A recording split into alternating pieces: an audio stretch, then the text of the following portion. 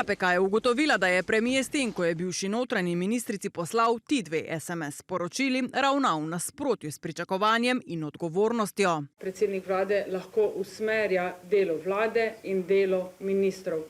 Ampak delo ministrov lahko usmerja samo na podlagi usmeritev vlade. Česar pa postopek, ki so ga začeli že leta 2023, ni pokazal. Integriteto je sicer kršil zaradi poizvedovano domnevno neopravljenem kadrovskem čiščenju policijskih vrst. Ne, sam ne smatram tega kot kršitev integritete in ne bom odstopil zaradi te obtožbe za podlagi teh dveh SMS sporočil. Ne bo torej sledil zavezi iz predvolilnega časa. Bi odstopili z premierskega položaja, če bi KPK ugotovilo kršenje zakona o integriteti?